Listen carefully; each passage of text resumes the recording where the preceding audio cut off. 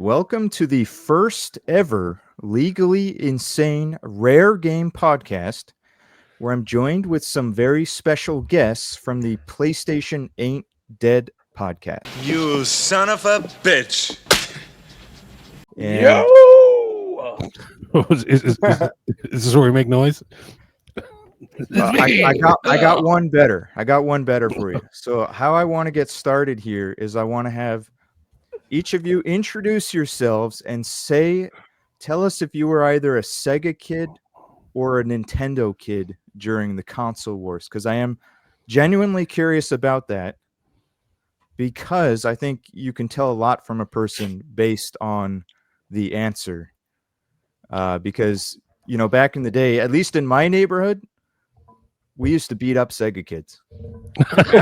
No, I'm dead serious. Yeah, we beat those kids up. They're a bunch of retards. Jesus Christ. Everybody's gonna say Nintendo kid now. All right, let's start with Will. We'll go in order here. Now here's fun fact. I never owned an NES or a Sega during the wars. I went over to my friends' houses, and I would play it over there. And it was NES all day. I cut my teeth on NES. Post Atari 2600. That is. Just Okay, so I might be aging myself a little bit here, but yeah. I'm an Atari 2600 kid, and then NES by default.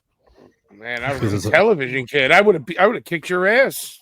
The Intellivision. My uncle had an Intellivision. I used to go over to his house and play it. I was like, was there a war between the Atari kids and the Intellivision kids?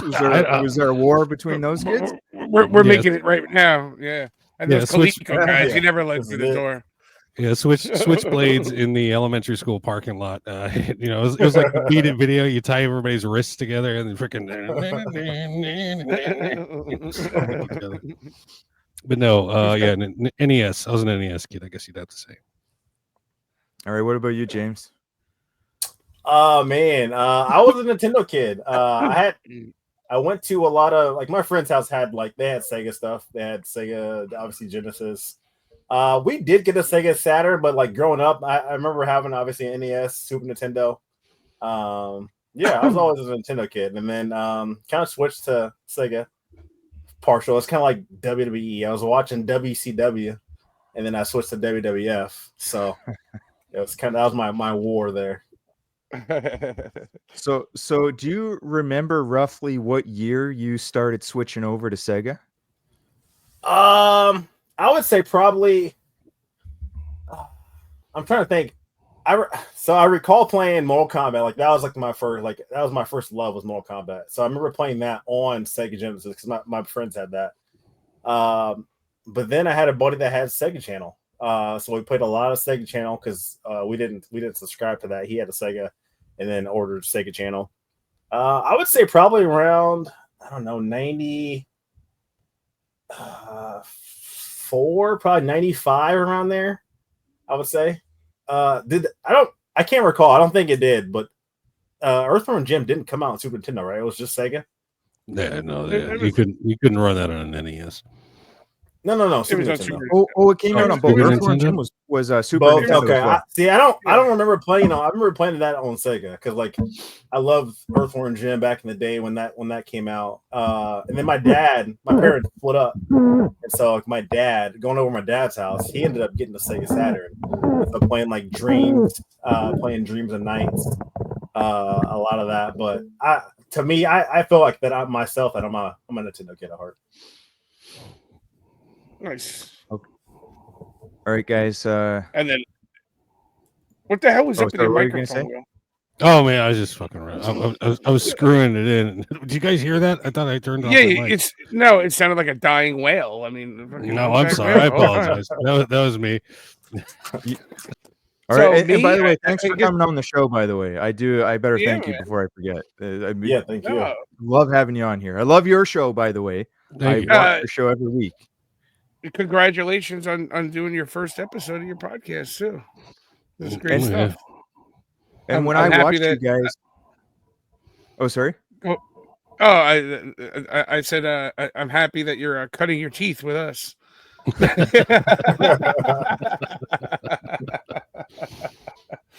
Oh man. So I'm usually editing my video while I or making my own content, like editing something while I listen to your guys' podcast. And I No, have that's eBay good. open, ready to go at all times. And you think I'm joking about that? I'm dead serious. You said what? Yeah, Yeah, huh. yeah. VGP is sitting in the fucking corner, fucking taking notes. That's right. I do the same thing every time a new Metal Jesus video comes out, so it's all good.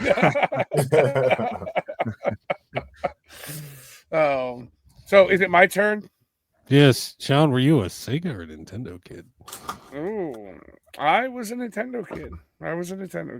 The but throughout my life, I've always had everything. So I've had Nintendo and Sega simultaneously. But I started out as a Nintendo kid, and always predominantly have been a Nintendo kid. I got the first time I encountered Nintendo, my cousin's birthday is like New Year's Eve. It's around Christmas time. So he actually got one of the New York City launch editions. I remember, like back in like 85, 86 when it came out. And we're the same age, but my birthday's in July. And I didn't get it for my birthday. I got it that spring for my confirmation, I remember.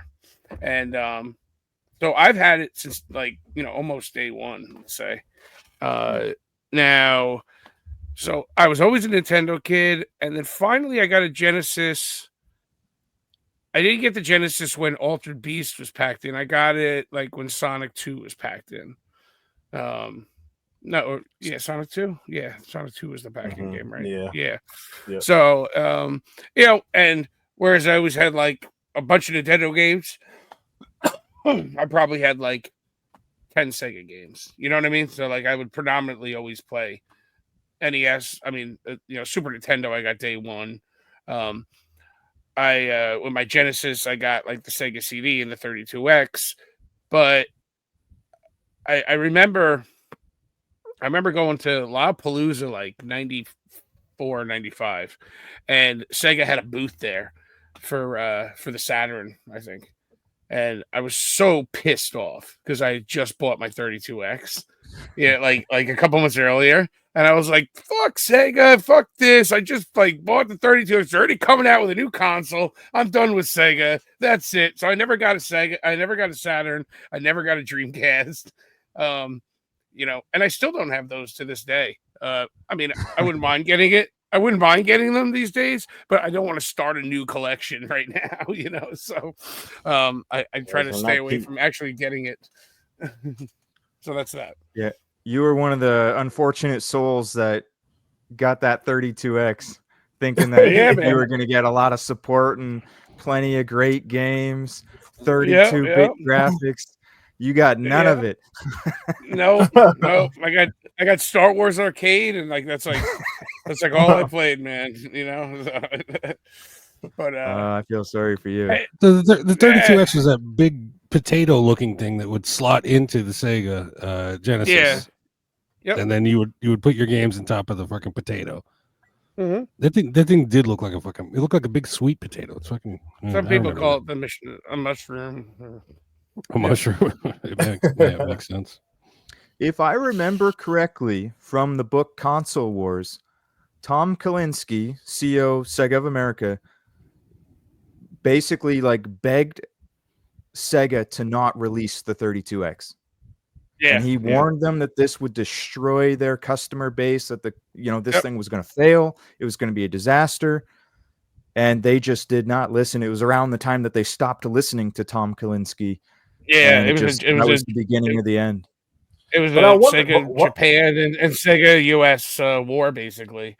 I don't understand. I don't understand how he figured that would probably destroy them. I mean, you got to think a business is they're trying to obviously come up with different ideas of how they can improve their company, win over the other base. So why wouldn't you not? Why would you not try that? If I'm going against Nintendo and I think it was go ahead. The same as things are today. Things were not cheap back then. the 32X was not a cheap accessory. Yeah, that's true. You know, it was pretty much like buying another console. It's like buying a PSVR 2. You know, and then PS5, yeah, but then you buy the PSVR 2 for the PS5, which is the same price as the damn console. You know, and then 6 months later they come out with like, oh well, we're coming out with the PS6, but it's not compatible. You know, so it was literally only a few months, or maybe it wasn't even a year. It was about a year. It was like a year at most. Yeah, at most. Yeah, They're just competing with themselves. I mean, it's fucking dumb. It is what it is. Exactly. I think that's why Tom was mad about it. That's how I found out about the too Saturn. close. Like I said, I was at a concert and they had a booth there and you could play it. And I was like, what the fuck is this shit? You know, before the internet, you know? And and I was like, I remember I was so mad. It was like, so yeah. It was funny. And just as a side note, the Sega of America did do a great job marketing it. Like, although they hated it, they didn't want to sell it. You know, they put their heart and soul into still trying to sell. It's not like they backed away from it. It's not like they tried to, like, they didn't want to support the system. They did their best to support it. They tried to get as many games out as they could, try to make good games, but it was doomed to fail right before it even started. Yeah. It was power. It was powerful, but you know, if the Saturn never came out or they waited 3 years, then the 32X probably would have been fine. But by that time, it was time for the Saturn to come out. You know what I mean? It had to come out right then. So there was no need for the 32X. The way CDs. All right, guys. So on tonight's show, we're gonna be discussing games so rare that even John Bunday's 69-year-old mother is going to be wearing diapers. Who is John Bunday? Is that a Canadian thing? I don't know. Jesus. Oh my God, John Bunday's mother looks pretty good for her age, I guess. I don't know. 69. There you go. That's John Bunday's mother, ready for tonight's episode. Perfect. 69, bro. I got a 69-year-old mother. I got She's got a Google John lineup of Bunday. men. That's insanity. That's got to be a Canadian thing. Who is John Bunday? Oh, who's John Bunday?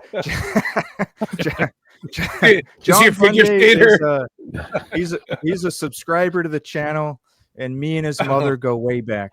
Oh, wow. Right. Yeah. Oh, I get it. John John Bunday is your Mr. Right Way. Okay, that makes sense. His mother's a big fan of the show. Big fan.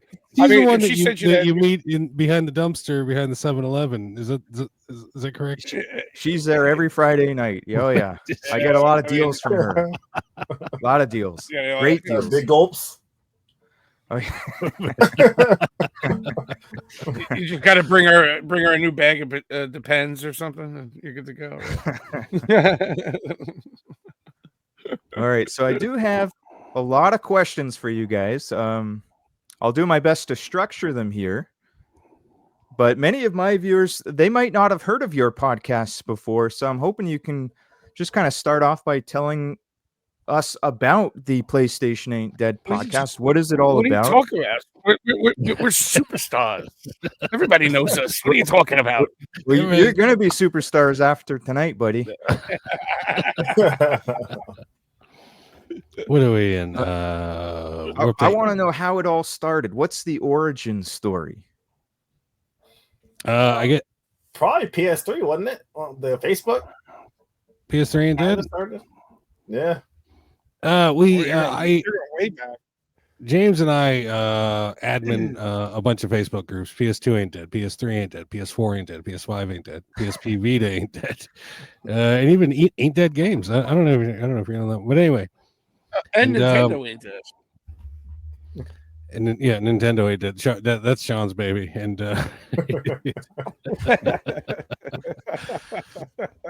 Anyway, then we had I wouldn't call it. Would I say rival? No, there was another Facebook group, PlayStation 3 Collectors of America, Mhm. and over there, Figsy, the guy, Figsy Games. He ran the show over there. Anyway, we started connecting. We started networking, and I talked to him. I was like, "Can we advertise our shit in your group? Well, I'll let you advertise your shit in our group." And he's like, at first he was like, and then all of a sudden he saw that we doubled his numbers in members, and he's like, yeah, I've been checking this shit out. Yeah, go ahead.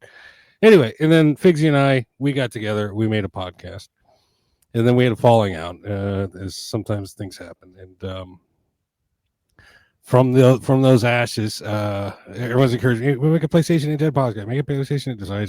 So after about, I think it was 4 months after I left the Figsy show. I think, well, before that too, like we started the page because we were just gonna do like content for the channel. We made a YouTube channel, PlayStation Ain't Dead, obviously, and we were just gonna get like people from the groups to send us videos to show pickups, things like that, and then we would just upload them to the channel. And we got a couple that we did. Will made some videos. We had Ricky make some videos. We did the reprint PS3 games happened. So we made a couple of videos just before the podcast. Obviously, Will's situation kind of fell through. So at that point, then we kind of started. We said, well, "Shit, we should do a podcast." Yeah. Literally, the channel's day of that.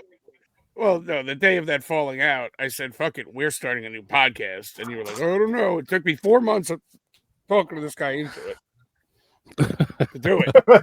But yeah, the channel was up. Yeah, and just like James said, we were accepting, people's content. We're like, hey, we'll put it together. We'll edit it. We'll put it up on the channel. Send us your shit. Send us your shit. Yeah. And the channel's been there. Throughout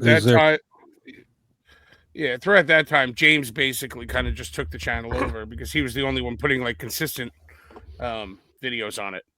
So so we were like, well, you're putting consistent videos on like once a month or once, whatever it is. So why don't we, also use that to put the podcast on there as well? Because we already have a subscriber base, a small subscriber base, and it just made more sense. And now ever since we started doing the podcast and James puts out the more consistent videos on this PS5 collecting, the channel's just been steadily growing and growing and growing, and we couldn't be happier. And we thank all of our listeners for that.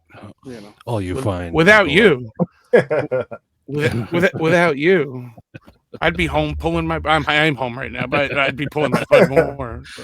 He's pantless. He's pantless, guys. But yeah, we're up to episode 87. I think that's the next one.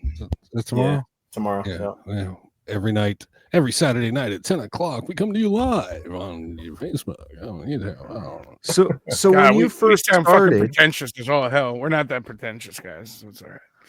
Was it just the four of you when you first started? Then when did Reggie start getting involved? I met. Okay. Well, go for it.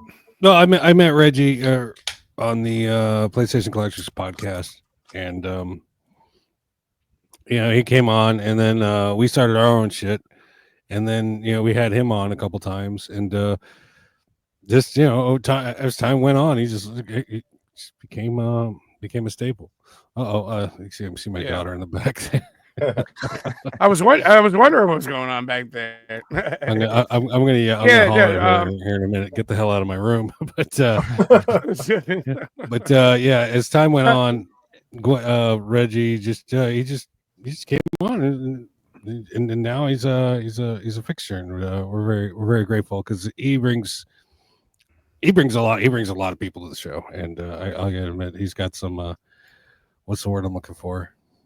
He's got some clout, and we're just we're gonna take that clout. We're gonna run with that shit. And he's always got good. He's always got good pickups for the show too, because I know I've purchased a few of them myself. Well, great pickups, great points. He's very knowledgeable with gaming. We're very happy to have him on every week. I I'm happy to call him a friend of mine. I spent all weekend with him this past weekend over at the Southeast Game Exchange down in South Carolina, and he put me up in his hotel room. I crashed on his floor. We just had a good time, man. I mean, what an awesome individual, person he is. He's very genuine of a person. So, but it's one of those things where, like, we start talking more and more, and then every week it's just like, is Reggie coming on? Is Reggie coming on? Is Reggie, and now it's like, he's part of the show. You know what I mean? So, so that's where we're at with that. But like with all of us, we're all very big. Like sometimes we got things to do. So there's enough of us where, like, if somebody has to take a night off, the show can still go on. Something like that. So works out well. Okay, what about this Pappas Report character that you got? This guy is absolutely hilarious. I love anytime I see him on. It's the best. It's like the highlight of the whole show. Yeah, Sean's responsible for Pappas. Pappas Report. Yeah, Pappas is a buddy of mine. He's a fellow New Yorker. Funny enough, I met him at our local game store, which is actually like an hour away from me. And the funny story behind it was we're just sitting there. We just ran into each other, never met each other. Started comparing our dick size collection wise. And funny enough, I told him where I lived, and he was like, "Holy shit! Like that's where my grandparents lived, like right around the corner from me." So he like knew like my whole area and all this other stuff. Granted, like I'm out on Long Island. He's up by the city. So it's like we don't live close to each other at all. We probably live like 2.5 hours away from each other, but we had that connection where I knew exactly what house his grandparents' house was, this and that and all that. So we stayed in touch with that. And I guess Pappas used to run what was it, a Star Wars podcast? Yeah. Talking Sith. Yeah. Talking Sith is what it was called. Yeah. Okay, I do have a clip. So I mean, I have a clip here from the Pappas Report. He's hilarious, man. And this particular clip, I mean, you got tons of clips, but this is one of the more recent ones. I vividly remember this one. Gave me a good laugh. He doesn't shy from, like, he'll say anything in public. Like, he's not. Yeah, he'll speak his mind. Like, he's not going to hold back. If he wants to talk to somebody or say something, he's just going to say it, or just walk up to that person and talk to them. This is a great example here. Let's find an employee. Let's ask if what's going on with Switch 2. If they're getting to get any in stock, he thinks, in the next few weeks. I saw a guy over here. How you doing, boss? PlayStation Ain't Dead podcast. Mike Pappas. I'm a journalist. You getting any of these Switch 2s in? Yeah, but we're not really selling them right now. You got them in, but you're not selling them? Yeah. When are you gonna start selling tonight? When is the tomorrow? Tomorrow? Yeah. I gotta ask my manager, honestly. Oh, okay. They didn't let us know anything yet. Oh yeah, it comes out tomorrow. Can you let me know? I can wait. Oh, you want me to go ask him? I can go ask him. Just tell me where he's at. They're probably like all the way in the basement. Oh, they in the basement? Yeah, on like the third floor. Oh, the third floor down? Or in the middle floor. Okay. Might be somebody in guest services. They might know. So go over to guest services? Yeah. All right, cool. Do you like PlayStation? Check out our podcast. PlayStation Ain't Dead podcast. My man right here. All back, bro. All right, what's good? All right, cool. PlayStation Ain't Dead. That's the YouTube channel. All right, you be on tonight's episode. State of Penis tonight. All right. Who's this? It's like my ex. We're gonna go downstairs. What an like my ex. She like looks back at him. She's like, "Oh, hold on." She looks like my ex. I love the part where she like you can tell she's purposely not looking behind until he's gone past her, and then she turns to look at him. Yeah. Just says it right. He's like 2 feet away from her. Yeah. If you watch the earlier. What? If you watch the earlier episodes, he does when he first was on, he was doing the thing about the Rage, the game called Rage, the PS3. So in one of the Facebook groups, we were one of the Facebook groups. Somebody posted the game Rage against a washing machine.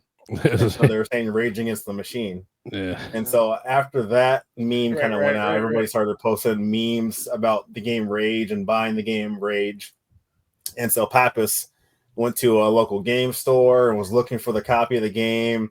And you got to check the episode out. It's pretty crazy. I mean, it went viral on like the PS3 like Ain't Dead page. Every post. Yeah, every other post was about Rage. Only Rage. I think there was even a group called Rage Ain't Dead or something. Yeah, there's a whole group called Rage Ain't Dead. It's like 12 members and shit. In the video, he ended up getting a collector's edition. He just throws it in the Hudson River.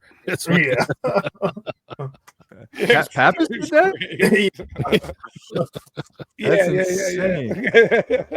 I couldn't tell you, but so, anytime we get a Pappas report, it's like, oh shit, we get excited. We got a little one for next show, tomorrow night's show.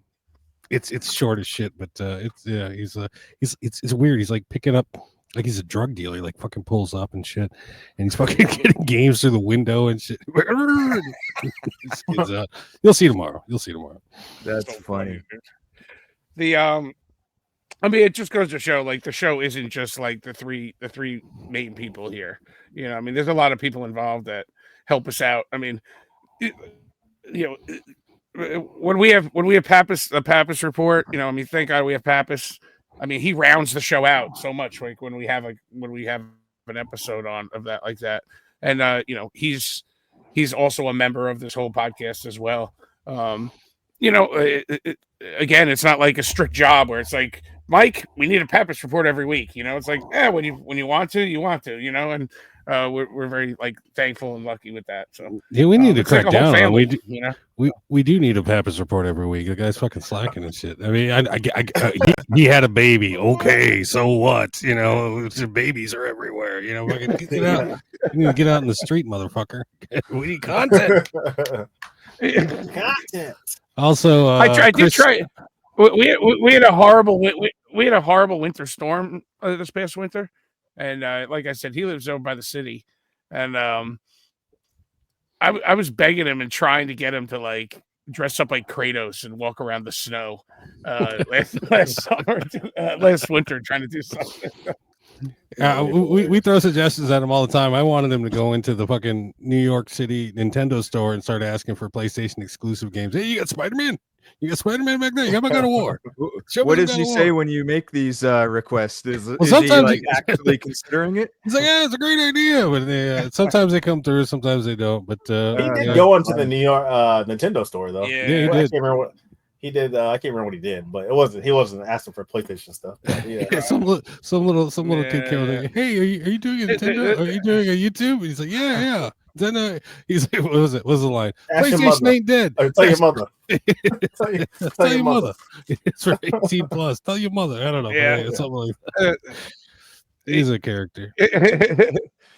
So we try. You know, we come up with ideas all the time. There was an idea like a month or so ago where in New York they were having it was like a party for gamers, but it was like an LGBTQ thing, and it was open to the public. And we're like, Pappas, you got to go there and film, man. He's like, it's right around the block from my house. But he ended up not going. So. Yeah, put a skirt on and get. I can only imagine the content. I could have only imagined the content that would have come out of that. Oh, don't forget, I do want to add our technical consultant, Chris Ferguson. Yes, Chris Ferguson. Every week he sends us pictures of vertically placed PS5s with the fucking liquid metal all run down to the side. And you know, I believe it. I won't place my PS5 vertically because of it. And Sean believes it, but James, he's holding out. He doesn't believe it. But yeah, it's Oh, coming. wow. The liquid metal's coming to get you, James. It's coming. Oozing out. The ooze. So he has I have an ooze. he has 5 of them. So Yeah. Yeah. he has 5 PS5s. Not for long. Not for long. He Just keeps doesn't. like Yeah. he keeps waiting outside of GameStop, waiting for people to fucking. Yeah. Well, as soon as one dies, he's like just pull one off the shelf, replace it. I'm not telling nobody nothing about this. Yeah. Even All right. even if James shit did die, we would never hear about it. You would never know. Yeah, you would never know. Do you guys know the PS channel My? His PS2's vertical. Do you know the channel? Wait, what? What? Oh, okay. Do No, you know what were the you trying to channel say? My Do Retro we Life? have a channel? My Retro Yes. Life. It's isn't that a Pixel Game Squad guy Yes, channel? I do. I forget his name. Tyler, that's his name. He had a No, video out that's- recently. You might have seen it, but he was telling That's a the guy story about. He was saying how his dad. Long story short, his Dreamcast broke, and his dad went to the store, bought a new one, and then swapped them, and then returned the busted one and said it was busted. Oh, really? That's Oh, crazy. you mean he pulled a will move with No, his, guy. with his PS5 controllers? Yeah, no, not PS5. I didn't with the PS5. Well, I did with PS4 controllers. I only did it a couple times, but yeah, you buy a fresh controller. When your controller gets stick drift, you buy a fresh one. You take it home. You put the broken one in the fresh box, and then you take it back. I got the wrong color, and then you get a brand new. Yeah, it's. I'm not proud of it. Were you the guy that also swapped out your sculptor's cut with the rented one from Blockbuster? You take the board out and swap them. Oh no, I didn't know that was a thing. But Didn't do that. Yeah, some people did it. Some people did it. Hey, wait, Or they wouldn't even swap the board. They would just put the other sculptor's cut in, and the Blockbuster employee doesn't know. He doesn't know any better. Oh, yeah, in that's fact, true, Tyler man. did that from My Retro Life. He did that. collecting Damn tips on the Tyler. illegally Yeah. insane rare game podcast. You know, you got to do what you got to I do. find these that kind of days. weird though. Times Because are like rough. that,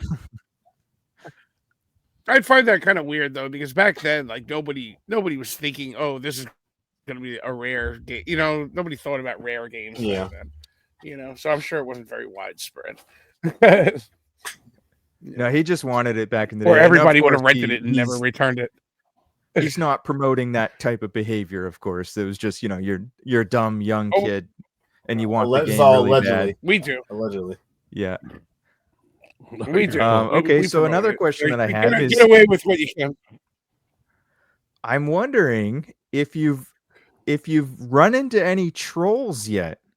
Do you get any trolls or brokies complaining that you keep talking about rare games, or that you're causing the prices to go up, or that you're terrible collectors or anything? Have you run into that Well, yet, or not yet? I am praying and hoping for that day, because you know you've made it once you get a freaking a hater. Yeah, if you don't have any haters in your pocket, it's you know it's just an echo chamber. We've had a few. It's mostly, you know, I wouldn't say we have a full on hater. We don't have anyone that hate watches our shit. You know, some people talk shit, and it's all fun and games at this point, but. I'm waiting for a full-on hater, because You don't have a full-on my No. life is dedicated to hating on your channel. no, not type yet, of man. troll Not yet? yet. No. So if you're Not out there, yet, please, not yet. please, I try every week, man. There's some You know, like it's gonna come eventually. It's DM they me, show slide up in my eventually. DMs. Do some- we've seen people like when we've had like Gore or like Heck and Steve on, and they'll simulcast the channel on their page. Like you'll get some of their crazy fans that say stuff about Oh, yeah, us yeah, or something yeah. like that, but nothing like where it's consistent, you know, like in the Yeah. comments or anything like that. No, not yet, anyways. So. no consistent haters. No But one's that- stuck. well, yeah, because If they're expecting Gore content or Heck and Steve content. And then you get these three dickheads. But no, seriously, if you're out there and you hate our channel and you dislike our content, please make a video. I'll promote it. I'll push it. Tell us how much we suck. I'll promote it and push it, and then the fucking, at the end of the night, I'll be fucking, why don't they look at us? Fucking biting my pillow, fucking crying tears into it. We can, All right, guys. Now we can we're even gonna put move clips up on. on the show and comment on it. It would be pretty cool. We're gonna move to the round table segment now. Grab your diapers. It's getting wild. No pause button. Not for a while. Round table chaos. Let's start off with a recent pickup, and I will go first. I thought I might show one that you would be familiar with. So one of you mentioned it. I don't know who. I'm guessing it was Will or Reggie. Oh, Recognize this. This I don't is know, let's see. boxing. PlayStation 1. I picked That's that a Will up game. recently. Is this a Will game? He picked it up at a spike. Yeah, they're Agitech. They released a budget set, right? And it came with 3 games, all freaking wrapped together with a cover that said blah, blah, blah, blah, blah. And I have a sealed Agitech game. It's a shooter game, and now I have a sealed boxing game. It's also a shooter game. Yeah, those are the ones. Yeah. What's Puzzle that green Sweep. one there? I can't read that. What is that green game? Yeah, and you're Puzzle Star Puzzle. Sweep. Yeah, It's, wow. what is it again? Yeah, it's a puzzle like block, Tetris type game, or magical drop type game. But yeah, this whole like that boxing one you have is part of this series. So like where it has this banner on the top. So I like, gotta if you get want to 2 get more like a whole games now. subset, there's like Yeah, I think there's 25. I did my There's homework 25 and or somewhere around there. I did my homework and I found I found images and I know which 3 games go together for each set. So they wrap 3 of them together. So my plan is once I get my 3rd one, I'm going to put them all together. I'm going to print this shit out. I'm going to put saran wrap around that shit and fucking $1 million through the roof. That's how we do it in this show. Well, you know what? As a side note, if I ever get rich, Yeah, there were budget games that came out at the end. There were budget games that came out. if I ever get rich, I'm going to destroy Go for it. this collecting hobby. You guys have no idea what I'm going to do. You will never get a rare game ever again. I will Ever ride. again. I will ride shotgun on that fucking trip. Let's go.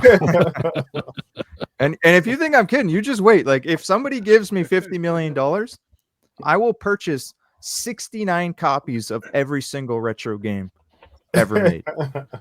69, dude. 69 copies of every single game. Only 69. No more rare. All right. I guess I'm gonna go up quick. This is my most recent pickup.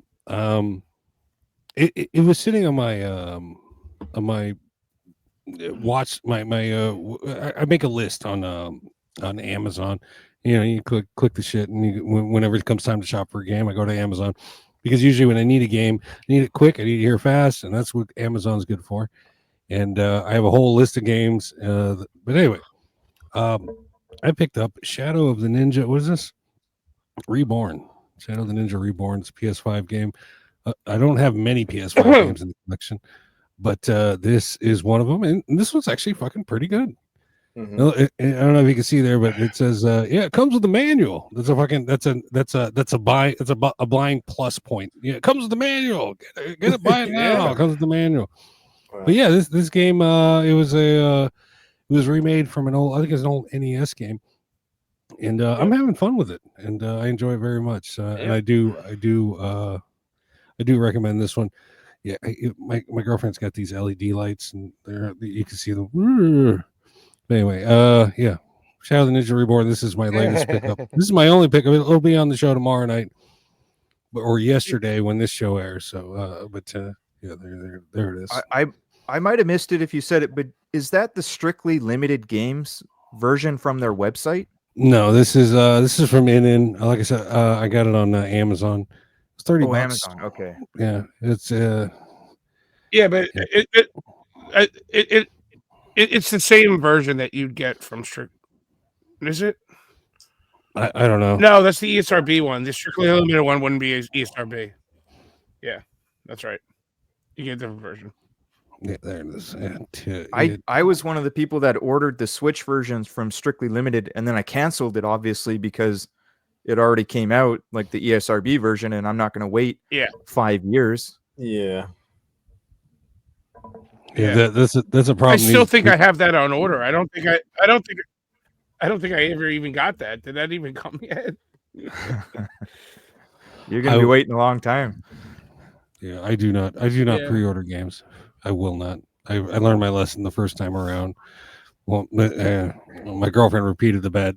Anyway, I have what is it called? Lollipop Chainsaw collector's edition coming from LRG. It's supposed to be here in October, and of course that it was delayed at some point. The first game I ordered from LRG, pre-ordered from LRG, was Scott Pilgrim. And then fucking everybody, they're selling it everywhere now, or they were back then. But I won't pre-order games. It's just stupid. It's not for me. Sorry guys, if I'm stepping on your toes. All right, who's next? Sean, James, you're up. Stepping on my toes. Yes, All right. I'll show this one here. So one of the things I hate about collecting, I'm going for a full PS5 set, and unfortunately, I had this game already. I bought it in Japan.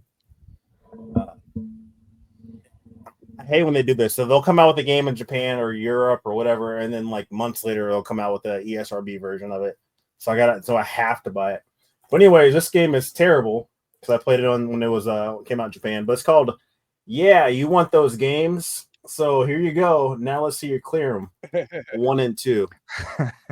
But it's like WarioWare or not War. Yeah, WarioWare. Like those mini type games, but these games they're just terrible. Right. So you can kind of see them there. And there's another one coming out later.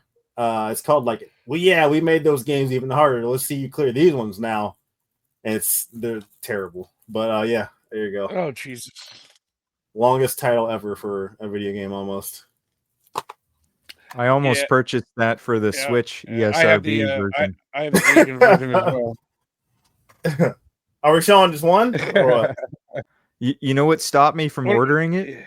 Yeah, I think so. I watched a review. Yeah. And I'm glad I did because it looked terrible. It's garbage. Like, I played it for like maybe 10 minutes. I was like, this is stupid. I don't even know. I mean, yeah, I think you can get it digitally for like $2, $3, something like that. So it's a pretty cheap game digitally. But obviously, since I'm going for a full PS5 set, I had to grab it. So are we doing more than one? Or are we just doing one? Yeah. If you want to do two, but you only need to do one. Okay, I'll just show this one here. I'll show a big one here. Classic game. Finally got it remastered. I had to get this version of it because it came out. Because I got the first two. But yeah, we got Tony Hawk. We got the Tony Hawk Pro Skater 3 and 4. Nice. With the skateboard. This is the collector's edition. So glad to have that to the collection. That's very, nice. Very fun game. I want that. Cool. Yep. That's it. What did they charge for that? I saw the Switch version at Siege this weekend. This one was $129. $129. Yeah. That's American price. So it'd be like, that's like 500 for you. $500 Canadian these days. $500 Canadian. Get the fuck out of here. Canadian dollar ain't doing so great, guys. Yeah. All right, Sean, you're up. All right, we're doing recent pickups, right? Yeah, that's the categories. Yeah, pickups. Yeah, we got a long list Yeah. of homework, and yeah, this is pickups right now. All right. So actually, so since I went to Siege, I here's two that I picked up over at Siege. And they are also sort of rare at the same time. So I've been looking for this game for quite a while, but Mega Man for the Game Gear, pretty hard to come by, pretty expensive. I've seen this game. This game used to go for about 350, 375. Just the card only. I was able to get it for like 220, I think. So so that's why I snagged this guy up. It's not known as being the best version of Mega Man, because the screen, the aspect ratio on the screen actually forces the game to like scroll. You have to scroll sideways, so the enemies in front of you actually aren't on the screen. So it's a little. It's actually it's harder than, let's say, like the NES version, and but it's sort of it's the big boy of the Game Gear. So, and then also, even though like we started the show saying I'm a Nintendo guy, right? I found a clean copy of Final Fight CD that I've ever seen in my life. There isn't any marks on the box. Like I had to double check this box to see if it was a remake, and like me and Carlos from Project Retro Games were going through this box and smelling the box and looking at the color of the inside of the box to make sure it wasn't a repro. It's real, and it's goddamn beautiful. Typically, anytime you see this game, it is totally trashed. The box is totally stepped on, trashed, cut up. It's very hard to find this copy, and this is probably one of the most accurate. Well, aside from like newer ports at the time, arcade accurate version of Final Fight from back then. So great game.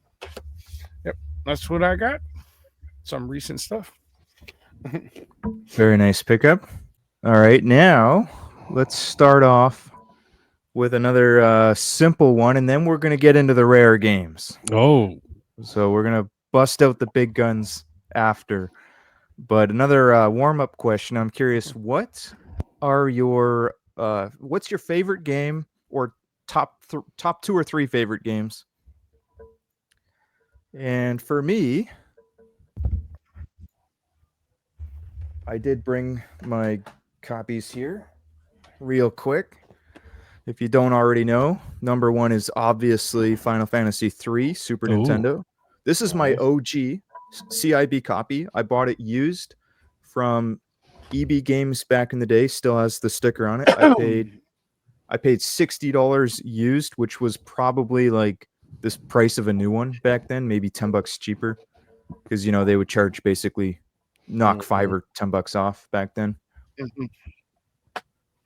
And the reason why this is my favorite game is it has one of the best stories of any RPG, but that's not the main reason. It's actually the soundtrack that I think makes this the best RPG ever made. It's got the best soundtrack ever made in history. And my second favorite game is a more modern game that I only just played maybe like 1 or 2 years ago. It's 13 Sentinels Aegis Rim. I don't know if any of you have played that before. oh yeah. I'm still sitting on mine. This absolutely blew my mind. Like, just the story from start to finish just had you wondering what the hell's going on. Just you think you learned something new, and you think you're starting to crack the code of what the hell's going on, and then you just get hit with more questions. So anytime they answer 1 or 2 questions, you're always hit with more questions, which is great. It kept you on your toes. I found that there was no slow period. It was always interesting, just never ending. You're just trying to figure out what the heck is going on. So that's what the combat, though. I hate the combat. The combat's complete garbage. Absolute worst. If they had done good combat, they probably would have doubled their sales, but they didn't need to do good combat because they had a good story. That's what the hell is the name of that game or Yeah. that company? Oh my god, they did Dragon's Crown. Atlas. Oh, No, Vanillaware? Yeah, Vanillaware. That's Well, what it is. Vanillaware, yeah. I have that game. I got it on PS4, but Yeah. I get the PS4 copy. It's it's usually, but I got the one with the slipcover and the art book inside, all wrapped together. It had a Uh, slipcover, the PS4? PS4 had a slipcover included man. with a art book, and you can find just the game by itself, and they sold it that way. But I picked up the one with the slipcover and the art book because A, it was Vanillaware, B, it's Atlas, and my brain is still stuck in PS2. Atlas ain't what it used to be as far as rare games or limited release. But still, you see the word Atlas on the bottom of the game, you buy it no matter what. That's just kind of collecting 101. Yeah, it's like it's ingrained in our fucking brains. Yeah. Okay, my last third favorite game is King of Dragons. the best beat 'em up ever made. You can be 5 different characters. The replayability is off the chart because of the 5 different characters. They all play very different, but more importantly, it is 2-player co-op, and that's where the game shines. I played this a lot back in the day. I did beat the game, although I was never able to beat it on single player. I've only ever beaten it on 2-player. What's the gold sticker on that thing?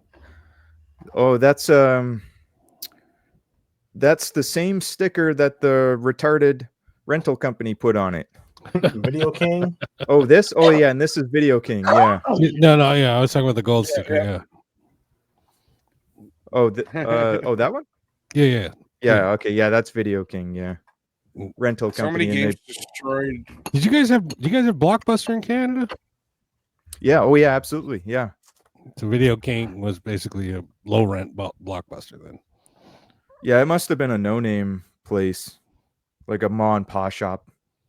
Are you one to keep the stickers on shit? I mean, some people, video game preservation. Obviously, you are.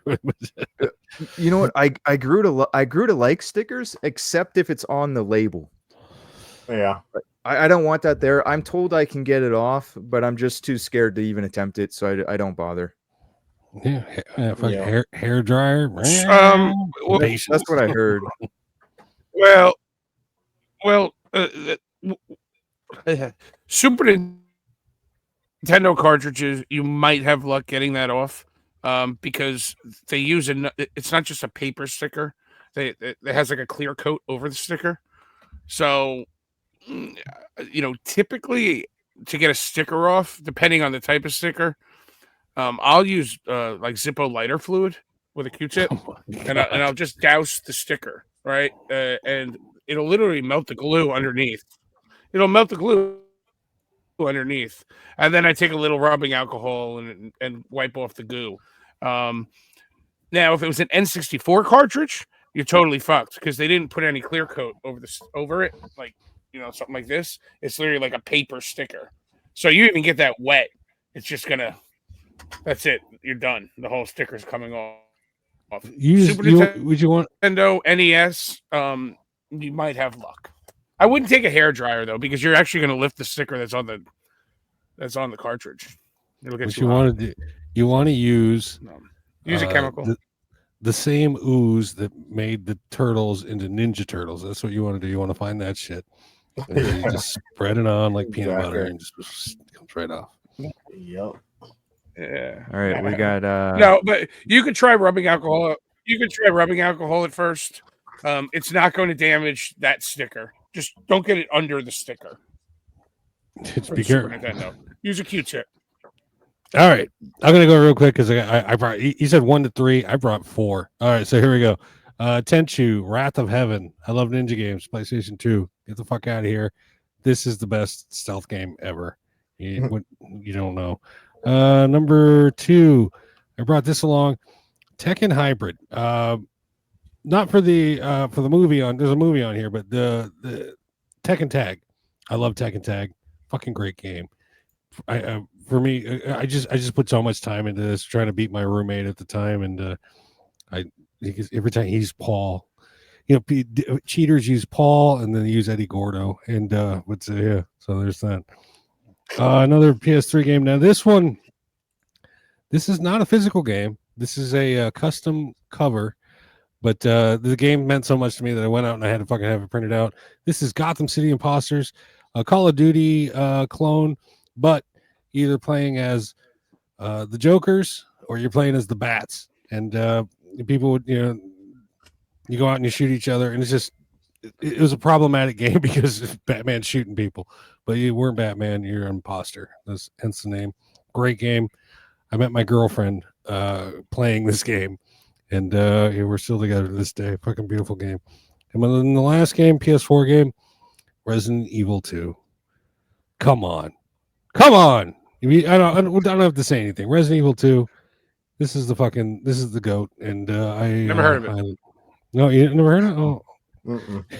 You're It fired. looks like garbage. You guys are fired. I love this game. Great game. Pointing guns at each other. What's that? So why aren't they pointing guns at each other?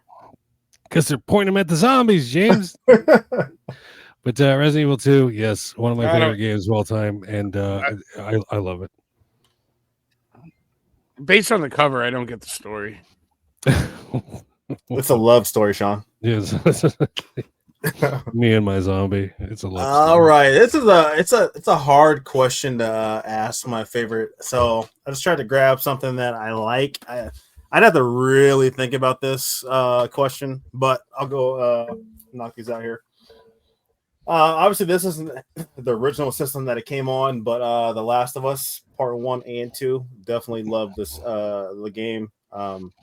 Just the story, the storytelling, the characters, the atmosphere, the apocalyptic atmosphere, the zombies. I'm a big just zombie horror person, so love the story. Probably one of my definitely top. I'd say probably top 5 video games of all time for me. That whole complete 1 and 2. Probably more so 1, but I like both of them.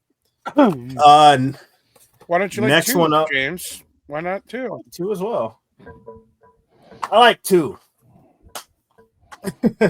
Next one up. I put a lot of time into this one. Binding of Isaac.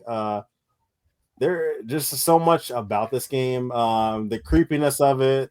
Isaac's mother. Like every time you go into this game, it's something different. Just everything changes. The rooms, the levels, the different pickups that you can equip to Isaac or the other characters to make your character be weird and crazy. Put a lot of time into this one. I think I played more of it on the Switch, actually. I just don't have the Switch cap anymore. But one of my favorite games. And my last one, I don't have the one that I'm talking about, but I kind of said it earlier when we were talking about Nintendo and the Nintendo and Sega war. Mortal Kombat. I fell in love with Mortal Kombat, but I would say Mortal Kombat Trilogy just because it has all the characters, but I don't have it. But Mortal Kombat Trilogy would be probably my another favorite game of all time, just because I grew up with that fatalities, the killing, the blood. Like when I look at a fighting game, like I want to be able to do a fatality. Like I just don't like the game to end after I, beat you up. So I'd say Mortal Kombat. For me, you wanna finish him. Yeah, finish him. Yeah, exactly. All right, Sean, what you got for it? All right. Mine are pretty standard, I guess. Mine is Castlevania on the NES. This is my childhood copy. I play this game on a regular basis. I absolutely love this game. I just have so many fond memories of playing this as a kid. Next one would be the ultimate beat 'em up, Streets of Rage. There we go. I mean, I don't have to explain these games. They're pretty damn standard. But again, remember playing this I bought this at a yard sale in like 1992. And yeah, look at the dust on the top of that. And it got me hooked ever since on beat 'em ups. So that's that. And the last one, probably my favorite Star Wars game of all time, Star Wars Rogue Leader, Rogue Squadron 2 on the GameCube. This game is beautiful. Even to this day, it holds up to today's standards on the GameCube, and it's basically just playing the movie. I mean, it's amazing. So if you haven't checked this one out, check this game out. So there we go. Those are my Nice three. pile. Respectable. Respectable pile. Yeah. All right. Despite being too retro. We're gonna move on to the main event, Oh. the rare games. All right. So the Ooh. first one, The I guess rare we'll game. start with where we're gonna show something rare and unique or out of the ordinary. Oh, okay. All So right. just something rare that's not just rare, but it's unique. So a Little Samson, well, everyone knows a Little Samson. Everyone knows sure it might be rare, or everyone thinks it's rare, but it's not something unique or obscure or out of the ordinary. So I'll go first, and you can tell the story of how you got whatever it is that you have, or why it's rare, or why it might become rare. It might not be rare today, but maybe it'll be rare tomorrow. And the one that I brought. So this is the rare, unique one. Are we doing a rare one also? Or are we doing this is the unique? Yeah, one, they're right? both of these are kind of similar. But yeah, we're doing a second rare one as well. The other one is going to be something, I guess they're almost the same. Yeah. Or maybe I mixed them up. Yeah, this one is rare, should be rare as is. That's what this one is. It's already rare. But the one that I have, you probably heard of it, but I got it a long time ago when nobody knew about it. And this is the Turok Rage Wars. Hold on here. Gray cart, huh? There you go. The Turok Rage Wars Gray Cart. I don't know what it's going for these days price wise, but I know it was up there really high at one point. It fluctuates heavily. I don't know if you know the history. Do you guys know about this cart? No. The history on it is, and this is Well, that was on a black cart, right? The gray cart is the rare one, or is it? Or am I the thinking gray Turok cart's 3? the rare one. Yeah. And what Yeah. happened was, and I'm going on my memory here, but I'm fairly certain I'm right. What happened was the the black cart had a game-breaking bug in two-player co-op. So specifically multiplayer co-op. It was literally game-breaking, meaning you couldn't beat the game. Mhm. And so they had to do like a recall on this game. I guess I don't know how they advertised it, but obviously nobody knew about it. And they would, if you let them know or sent them your old game or however it worked, they would send you this updated cart. So they fixed the bug on this cart, and it was only given out through the recall. So I don't even know if it went to store shelves. But its purpose was you could hand in your black cart and get the gray one. That's sick. Just should have put a patch for it. Oh wait, it's Nintendo 64. Never mind. No, the thing is, it's not a good game by any means. It's not exactly a popular game, but the gray cart is very rare, and I did buy it because I thought, oh, if I ever play two-player co-op and I want to beat the game, well, I need the gray cart. Yeah. So I got it on eBay a long time ago. Did you pay up for it? I saw one this weekend. Somebody who didn't know better. I paid up for it, buddy. Well, man. I think at the time, and I don't know what the price is now. Maybe it's gone down or higher, but at the time, I feel like I paid. I saw one this weekend. Oh, Sean cut out. Sean's froze. Sean.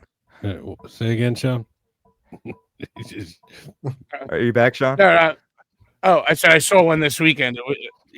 I saw one this weekend. It was not cheap at all. I can't remember the price, but I was like, I'm not buying that right now.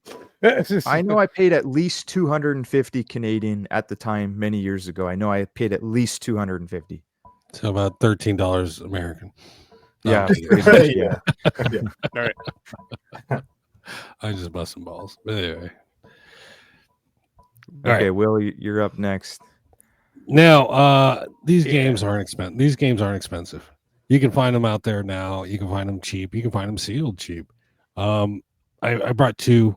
These are made by Digital Leisure Incorporated, and these are DVD games. Now, these DVD games, you can put basically the video games you can play on your DVD player. So you pop in your DVD player, right? And you use up, down, left, right, and enter to freaking to enter the inputs. And these are Don Bluth games. I got Space Ace and I got Dragon's Lair here. Trying to get them all both on screen. And if you see this one says PlayStation 2 compatible. Guess what? These are PS5 compatible, PS4 compatible, PS3 compatible. Now this one is a custom cover because I wanted to I just wanted to match my PS2 set. But there's the original cover right there, as you can see. And it's a DVD game, and this is basically it's a DVD. And all you do is you hit up, down, left, right, and enter to play the game. And these aren't on anybody's radar. Nobody's talking about these games. Will they be desirable in the future? Maybe. I don't know. But I went down a rabbit hole. They make other DVD games. A lot of them are FMV games. But Dragon's Lair, Space Ace, these are the classic Don Bluth games. And I don't know if you know who Don Bluth is, but he was an animator back in the day, and he had a lot of shit. But yeah, this one's sealed. It's very nice. Am I going to open it? Maybe someday. But yeah, I played the shit out of this one, and I got Dragon's Lair 2 and Dragon's Lair 3, and again, it's just an input game, up, left, down, right, and you just got to match the input on whatever the screen, whatever shows up on the screen. And again, it's a DVD, so it'll work on anything that'll play a DVD. So PS5, Xbox. Oh wait, no, not on Nintendo. But yeah, any PS5 or PlayStation or Xbox console that'll play a DVD, you can play these games on it. And beyond, yeah, there's a rare, weird, very niche. And yeah, again, this is a custom copy. Here's the original cover. So. And I just keep it tucked in behind there, just better on my shelf. But anyway, yeah, those are my my rare and weirdo games I wanted to share with you guys. Very nice. Let's see. So this was a promo item given if you pre-ordered this game. I got this fairly cheap a couple years ago. Unfortunately, I didn't get it when it was a thing. I remember I always knew about it, but I just never had a chance to get it. And then one popped up on eBay, and the person I got it from gave me a shirt to go with it. It was a brand new shirt, which I love. I should have wore it, but there's probably maybe 2 or 3 on eBay right now going for $1,000 to $12,000 or $1,000 to like $2,400. And that is the 50 Cent bulletproof with the vest. Oh, you got the vest. Yeah, so the vest is the key thing. So these came out with the game for the PS2 and Xbox. So the game's not really rare, but it's the vest that comes with it. So like I said, it was a promo item that was given as a pre-order bonus with this one. And me being a big 50 Cent fan, me being a big hip hop music fan, I love that. I'm glad I had this in my collection. So how much you want? I'll buy it right now. Yeah, no, I can't. Not right now, man. No, I can't give it away. That's insane, though. I've never seen that before in my entire life. Yeah. Will that thing stop a bullet? Is it bulletproof? Yeah, I doubt it. I know. We'll test it out. Should we test it out? Make a video. Yeah, well, start on the channel. Will this stop an actual? Start with the BB gun and work your way up. And Exactly. James, when your kids were babies, did you try to put that on them? Oh no, I didn't have it at the time. No, I should have. See, I'm gonna have to have another kid just to try it out. Yeah, take myself into the maternity ward and fucking strap it on somebody else's child. Yeah, but yeah, it's cool. I love it. I love it. Yeah, I've been aware of that fucking sleeve. That thing's rad. Good shit. I didn't know you had that in your collection. Fuck you, James. Yeah, oh yeah. All right, who's up next?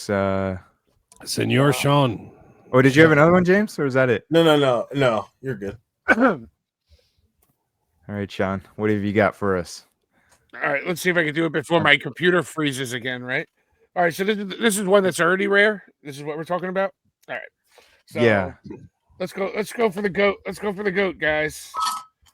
We got Barbie, Groom and Glam Pups, 3DS. Holy heck. This is a really expensive game for the dumbest fucking game of all time.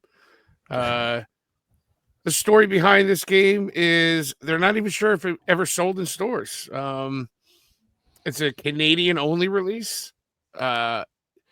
It might have gone to what, like pharmacies as like, I think they took it off the shelf. I think one of the stories I heard is like it went to like pharmacies, like right into the discount bin. Other stories I heard was that they were just recalled. The DS version and the Wii version are like worth like $1 or $2. One is worth like to the range, somewhere around there. So this is a very, very rare, the rarest 3DS game, and it's up there with one of the most rarest games out of any collecting circle that you can get. So Is there that you go. sealed? Comb dogs. That's all you do. Comb dogs. Yes, I did play it. No, No. it's No. not sealed. No. It's not sealed? And if it was sealed, I would have opened it. So because I'm like that. I on our show, open like this is anywhere from $1,400 to $2,000. That's US dollars too. Yeah. Yeah. What's that? 100,000 Canadian. Yeah. I have a Yeah. graphic on our show, and it's of someone beating a seal on an ice basic- floe. It says Sean ate seals. Yeah, basically. Basically, like one, you'll see maybe one of these go on sale, like on eBay, maybe once a year, maybe twice a year. That's about it. It's not very. Sean, we lost Sean again, but yeah, those things are And rare. my internet sucks, so you can get me off Sean, the screen now. Please remind us how much you paid for that game. Sean, how much did you pay for that thing? Go back. And pick it up. Going again. All right. He's thinking real hard, dude. Like 12, I think. $1,200. $1,200. Dang. That's crazy. Yeah, I think I saw somebody selling I did. Well, just the well, I cart have one. I think I saw somebody selling just the cart or trying to get, I don't know if he got it, but trying to get 3,000 Canadian dollars for just the cart. Crazy. Yeah. I mean, the only reason I have it is I have a complete 3DS set, so I had to bite the bullet on that one, and so to make it officially complete. So I for didn't realize they were ESRB, we're not talking about the fucking Louvre game and bullshit like that. ESRB. So. I didn't realize I was supposed to bring my most expensive game. Shit, I just brought. No, it didn't. It didn't need to be expensive. It's just a matter of like a rare and unique game. Like, I have games more expensive than this. Actually, I don't even know what the price on this is going anymore. But I probably have games more expensive than Turok. But Turok is the most unique of my rare games. Another one right here. Yeah. What you got, James? It's not a game per se, but it's this was only available at the freaking World Cup for the E-Games World Wow. Cup in Saudi Arabia this year. You didn't tell us this shit fucking showed up, dude. Yeah, why have you been sitting Surprise! on this I don't think you realize, Mr. Insane. I don't think you realize Jackass. the fucking rarity So- of that fucking gross turd. So me and Sean are going for PS5 controller sets. This is only available at this event here in Saudi Arabia. I don't know if you can see it. Esports World Cup. Yeah. So the only way to get this controller is going to that event. The only way you can buy it. It's not available through Sony's website, anything like that. So luckily I was able to get in touch with somebody that lives out there, and they were able to pick up a copy for me and Sean. So yeah. So we're probably gonna be one of the few people here in the States that have this. Wow, this is already that's insane. one.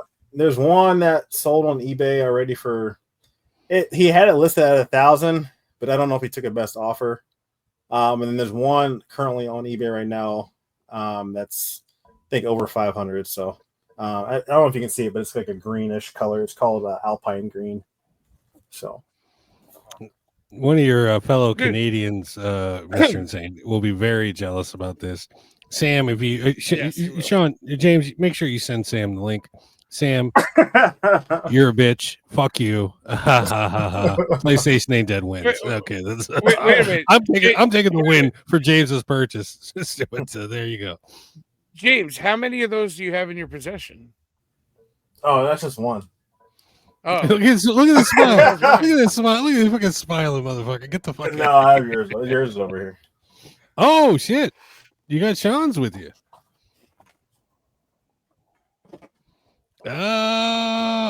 One's open? Yeah, one's oh, open. Yeah. Oh, let me guess. He's It's gonna open. send me the open one. That fucking jackass. One is open, yes, but there you go. Two of them.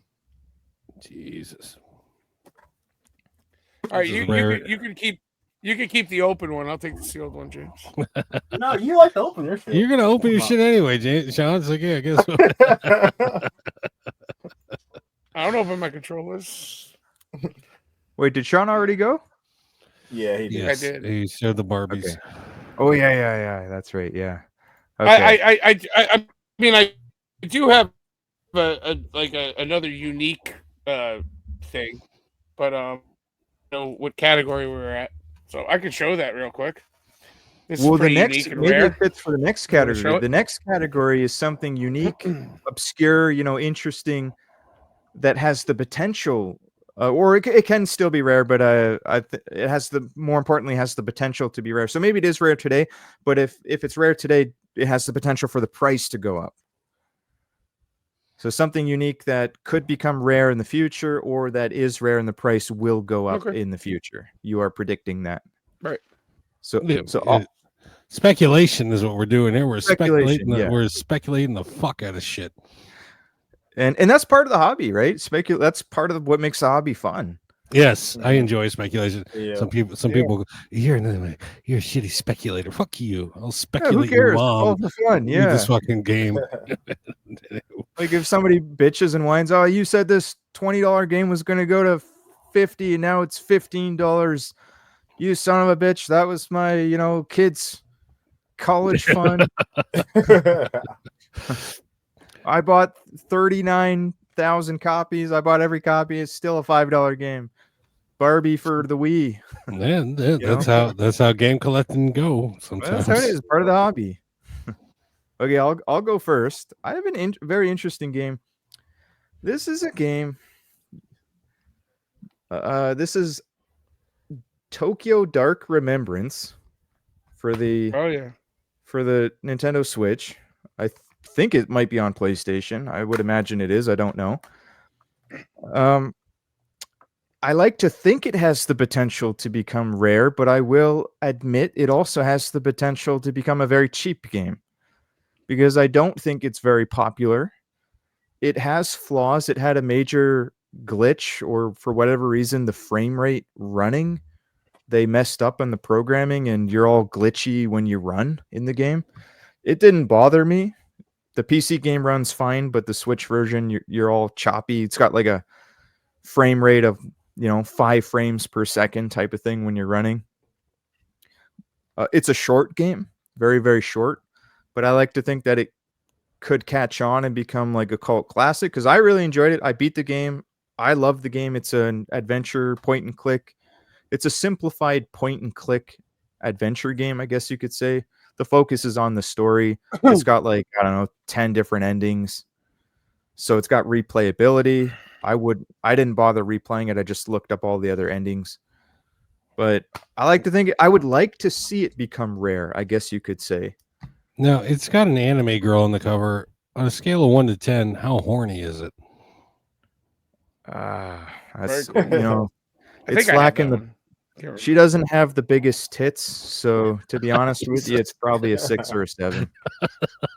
So Yeah, no, I do have that one. Yes, I do remember getting that one. I think it has potential. I just throw that out there. It might be one of those games that you wake up 10 years from now and maybe the market has caught on that this is like a really good and interesting game. I doubt it sold that good. I really don't picture too many people having ordered it. Is it based on an IP of any sort? Well, I don't think so. Well, always remember, rare and expensive never means good. You know what I mean? Yeah, that's and, true. and good Yeah. never translates to expensive and rare sometimes. So Yeah, you never know. That's my pick for something that I think might become rare, and I hope it does. All right, put me in, coach, because I got to take a piss. Put me in real quick. Very cool. Oh, shit, what did I do with it? I had it here, but now it's gone. Oh, look, he was all ready to go. Look at you. Yeah, skip me. I'm going to right. take a piss. I'll be right back. All right, I'll go Your here. daughter took it.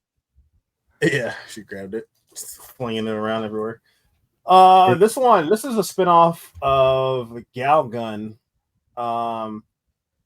You could probably find the PAL version of this one, but the ESRB version is going to be the ones that you're going to want to look for. This game was originally like $30 something dollars, but you can find it used for around 50 to 80, but you can get it sealed like this one. It's already selling for over $100. This is Gal Guardian Demon Purge. This is the first one for on the PS5. There's a new one that just came out, Gal Guardians, like Servants of Seven of Servants, something like that. But these are pretty cool games. You play as 2 different characters and you kind of switch back and forth between them with the different powers. Very, very fun. I haven't played this one. I played the second one. But yeah, I would say be on the lookout for this one. Unless it gets reprinted, this one will definitely be going up here in price. I mean, it already has gone up in price. So keep an eye out. And I'm talking about the ESRB version, not the PAL version, because you can see a lot of PAL versions on like eBay per se, but the ESRB version is going to be the expensive one. That's it. Do you know if the Switch version has gone up in value? I feel like it has. No. I don't think it has. I mean, I think it's gone up a little bit, but not compared to the PS5. I'm only asking because I have that version, so Yeah, I'm exactly. just curious. Yeah, Exactly. Yeah. I don't think it's not as much as the PS5 version of it. And it's hard to find. Like I haven't seen it anywhere. I bought that game in 2013 or 2013, 23, and so it's obviously been 2 years. So I found my Bill, game. Are you ready? All right, real quick. Now, this game currently is not rare at all, but thanks to its delisting on GOG website, thanks to the creators having a fucking internal legal dispute over copyright, this, that, and the other, I brought Inside Limbo. It's still available digitally on your console, your console store. But if it follows suit along with the what's going on GOG and Steam, this thing will become desirable. Number one, the games are great. They're fucking great as fuck. And I first played this on PS3 digitally, And I think once as soon as these get pulled from PSN, from Xbox, and I don't know if it's available digitally on the Nintendo platforms, but once it does get pulled, as anything that does get pulled digitally, it will shoot up in price. So this is one you want to get. You want to grab this while you can. Grab it now. Once it gets pulled, the price will spike. This is my speculation. I have speculated. I've spoken. Inside Limbo. So there you go. It's a fucking great game. Inside Limbo is fucking great. If you've never played Limbo, get ready to be creeped out. Turn the lights off. Pour yourself a glass of wine. If you're a man, have a beer, and fucking give Limbo a shot. It's great. But yeah, that's what I brought. Might have to make a trip on eBay as soon as we're done here. It's still cheap. It's still relative. It's like a sub 20. It's under $20. So yeah, get yourself a copy. If I go out tomorrow, because I'm gonna go out and I'm gonna go to my game store tomorrow. If I see a copy in my game store tomorrow, I'm buying it. I'm buying all 4 of them, or 5, 6, however many they got. They're coming home with me. This is like Will's. What was that game you were fucking? Or Mori. Mori. Well, Mori's still going through the roof, James. Still gonna go through the roof. I almost brought a Mori tonight. We had a guy that Will pump that game out like every week. There's a guy I literally bought like 4 or 5 copies. I can't remember. He talked about that every game. Amori, yeah. Well, Amori through the roof. It's coming. It's right there. It's coming because it was supposed to come out in Peggy Land over there across the ocean, but they canceled theirs for whatever reason. Didn't come out. So the only way you can get a copy is ESRB, and it's just a creepy game, and it's the kind of key game that the goth kids play. I'm goth as fuck. Don't let my appearance fool you. I run through graveyards and jump over headstones. I'm so fucking goth. And yeah, it's coming. Amori. All right, Jay. Sean, you're up. Oh, we might have lost him. or he fell asleep. One of the He's taking a nap. Wake up, Sean. Sean, you awake? He passed out when you said Omori. He's asleep. Sean. we might have to. Oh, there he is. Am I back on? Yeah, you're back. You're back. And your eyes are CPAP. Forgot your CPAP.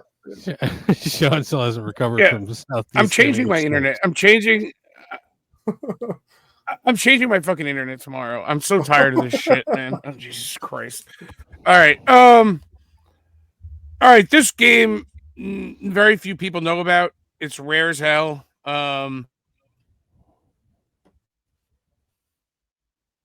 There's only 2 listings on eBay for it.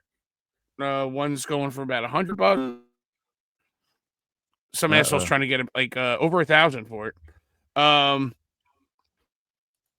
This is Monster Fruit Academy Switch. Monster Fruit. So am I back? All right. Monster Fruit Academy for the Switch. Wow. Yes. What a winning name. Monster Fruit. It's a 1 to 4 play. It's a 1 to 4 player game. It's sort of like you start in line and you're kind of racing. It's almost like you're running down a path and you've got to shoot all the obstacles in front of you, and you can play 1 to 4 people. It's kind of fun. It's a little childish, but the story of this is originally this was only at 7 in Taiwan. It was a 7-Eleven exclusive in Taiwan. That's it. That's where this is from. Exclusive in Taiwan, huh? Okay. So, PlayAsia did get a PlayAsia at 7-Elevens. Really? So you can only get that at 7-Eleven. PlayAsia did get a couple copies about a year or so ago. Those sold out real quick, and that's it. So if you only 2. only 2 listings up. So there you go. Dang, I'm tempted to buy it right now. To be honest, I loaded up eBay. I have it open right now. I'm looking at the game as we speak. Yeah, I just bought it. yeah, yeah. I'm just And you see, like, you, but it's an interesting story. I'm tempted to. Yeah, it's an interesting story. 7-Eleven in Taiwan, the only place that had it. PlayAsia did get it last year, but I checked tonight and it's like says out of stock, out of print. So eventually it did go to PlayAsia, but originally it was only available there. That's you're not going to see this game anywhere, but that's it. You know, it has English also. Wow, that's insane. That's that. That's before my computer freezes again. Yeah. Yeah, definitely. It's gonna. That's only gonna be for like completionists. You know, like if they're trying to get a complete Switch set, they're gonna have to get that game, and you know, it's just it's a cool talking piece too. You know, so or if they're just legally insane, you'd have to be pretty insane to pay the price that it's up for right now. Yeah. I think it's about 100 right now. So. All right, now we're gonna move on to a game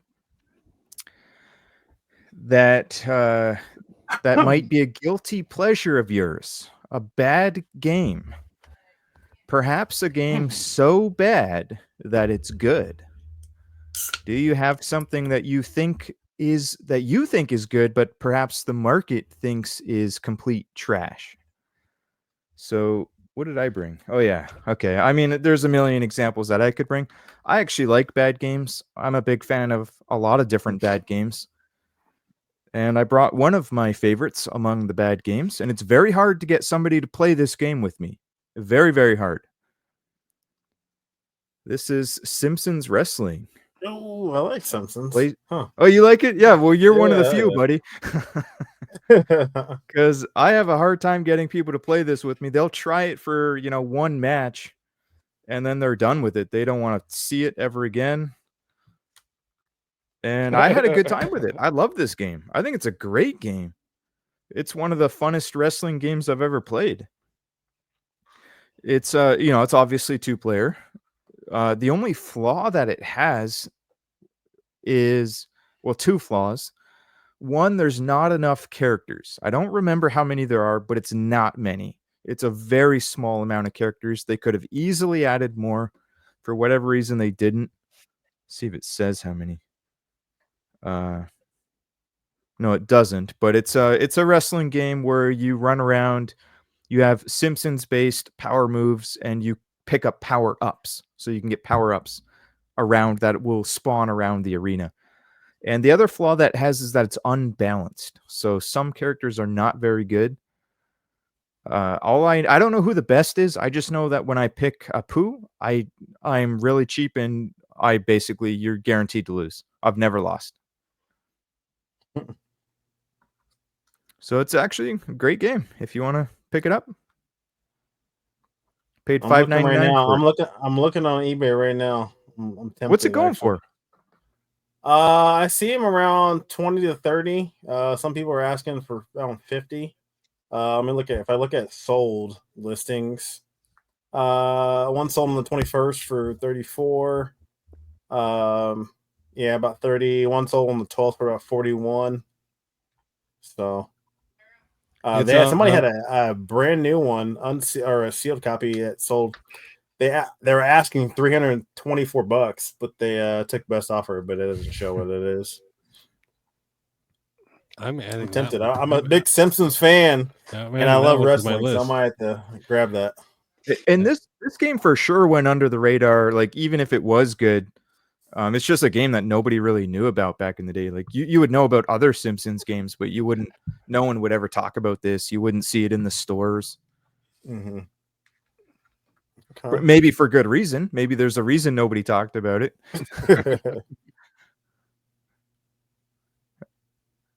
All right, Will, you're up. Oh, maybe not. No, I'm here. Oh, can you guys hear me now? You're There back. you go. I'm sorry. Your We're mic so is bad. off. So we're on so bad it's good, right? Yeah, so bad it's good. Yep. My favorite game, so bad it's good. Resident Evil on PS2 or PS1, excuse me. Resident Evil 2 on PS1. Now the tank controls make it bad. If you're gonna play this game, play the modern one.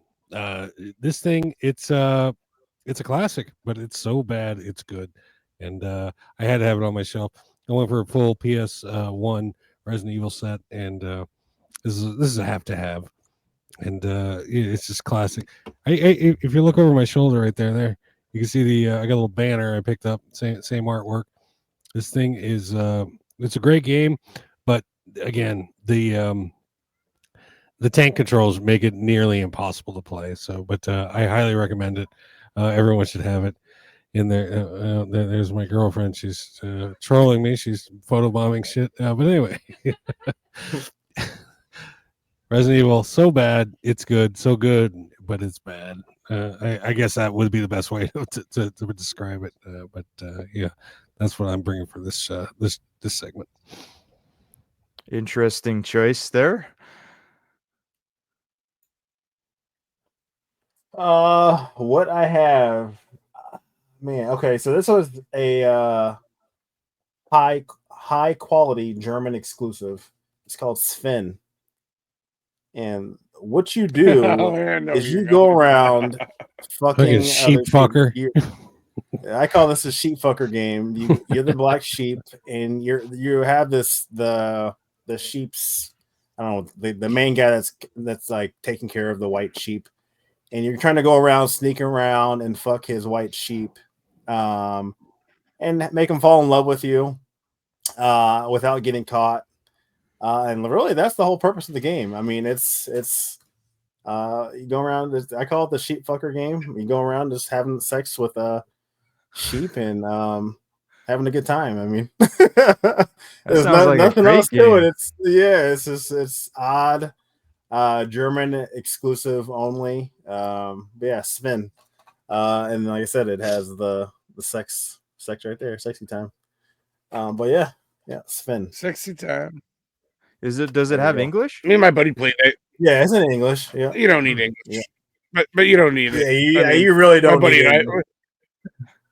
my buddy and I played that all night one night, just like because it's split screen co-op also. So like you're just battling back and forth on each other. It's fucking great, dude. Is it a rare game? It sounds like it might have some rare potential here. I can see it. I mean, a lot of these, like me and Sean talk, because Sean, he's going for a full PS5 set too, and we talk about like games like this and stuff that people are not really looking for that will become rare in the future. So some just odd, weird ones. Like what other game is you're going around just fucking sheep? You know what I mean? Like it's just weird ones like that, and it's a German exclusive. So this is not probably coming to the United States. So yeah, I can see this being rare at some point. Well, the Germans know about it because I think that's the 7th one in the series or something. Yeah, exactly. It's a popular game in Germany. Yeah, Sven. Yeah. They, maybe they have a high print run after all. If the Germans are into that sort of thing, we're selling millions of copies. That game ain't rare at all. No, rare in the States, probably not in Germany though. All right, Sean, what have you got for us? All right, so this game is complete trash. But anytime I have somebody over, I pop it on to get their reaction, and I try to play it myself, but it's rare, and it's also a complete piece of garbage, and that is Alf for the Mega Drive. So there we go. It controls like shit. It plays like shit. It's just not a good game. There's so much potential. I mean, it's Alf. That grid that grid they went with on those games is just no, it's not it. Yeah. I didn't even know they had an Elf game. That's crazy. Yeah. Uh, Yeah, no, Nice, you guys. it's one of the rare Master System games. So there we I go. bet you if they put that on the NES back then, it would have sold. It would have sold great. Oh yeah, I can see that. Only due to the popularity of Alf, right? That's what I'm Right. picturing. Alf was like king of the world at some point. His thing was he loved fucking cats. That's right. Yeah. He was a cat fucker. Yeah. Nice. He loved eating. Oh, he was Chinese? Yes. Sean's cutting out, I think. Oh, yeah. Sean's off. No bugging out. I'm sorry, I had to leave real quick because my daughter and my girlfriend were coming up here and just but yeah, they did bring me this lovely You have to- Pokemon fucking hats, as you can That's see. a nice hat, man. Yeah, thank you. That's a Thank you. nice hat. I wanted to match your energy. It's like, oh, check out these nuts or these balls. Whatever. Look at these balls. I would love that hat. But yeah, I'm gonna have to buy that hat. yeah, I'm ashamed for wearing this. He's even got You put 'em in ears. your mouth? Look at that. Yeah, put those balls in your mouth. I can put you real in quick. your mouth, fuckers. Just line up. I can accommodate two of you at once. Goddamn sons of bitches. Fuck you.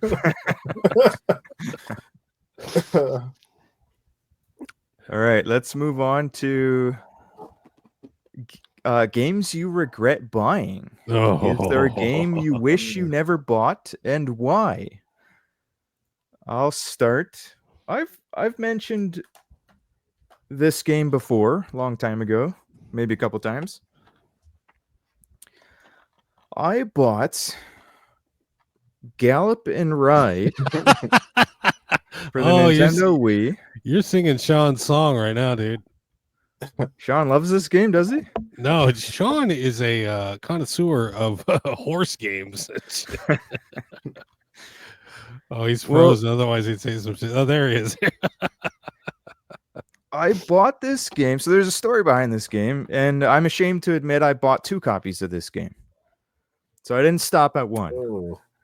And I bought it during the time when GameStop, so EB Games in Canada, was clearing out their Wii games. So they had a clearance bin.